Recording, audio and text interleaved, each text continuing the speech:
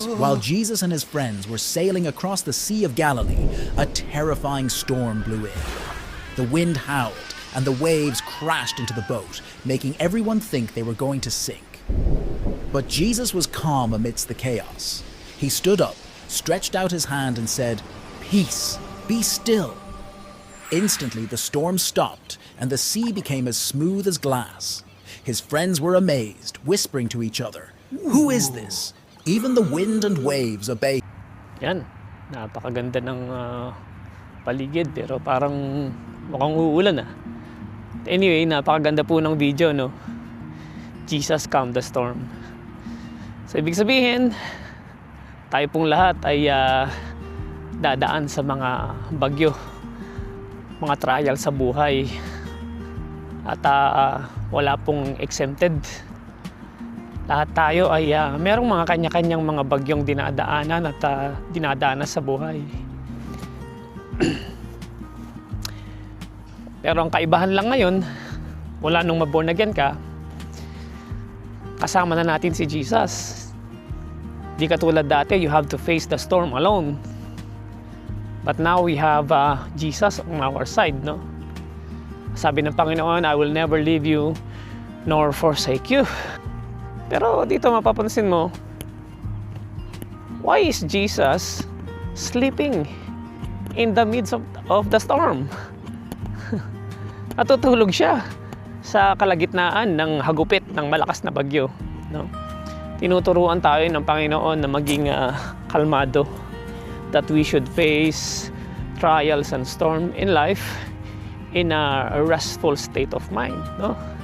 Because the more you panic, the more it becomes chaotic, no? Di ba nga kapag nagsuswimming tayo, the more you panic, the more you drown, di ba? Lalo kang lumulubog kapag nagpapanik ka. So, ganun din kapag dumadanas tayo ng mga storms at mga problema sa buhay. Kailangan ay kalmado ka lang. Kasi when you're calm, mas magiging organized ang iyong pag-iisip. Kapag kasi magulo ang iyong isip, no? Nagiging naaapektuhan pati ang iyong decision making skills. Nakakagawa ka ng mga maling desisyon sa buhay. Dahil nga ikaw ay nagmamadali o kaya naman ikaw ay merong takot sa puso. So makikita din natin dito na hindi si Jesus yung lumikha ng bagyo, no?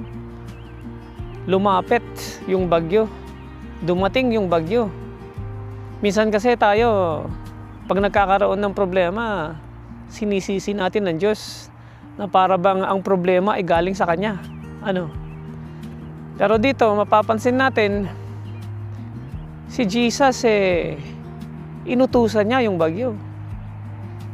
Minsan kasi masyado tayong nakatutok sa bagyo, which is wrong. Kailangan pala, ang tignan mo si Jesus, huwag yung bagyo.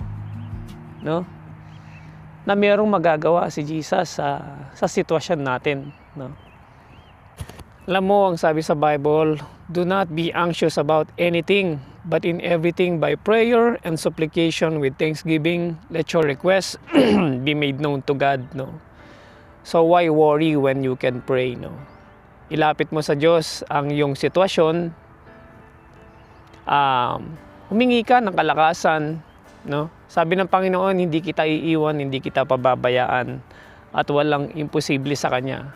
So kapatid, ano man ang mga pinagdadaanan mo sa buhay ngayon, no? Walang malakas na bagyo kay Jesus. Isang utos lang niya, isang salita lang niya, no?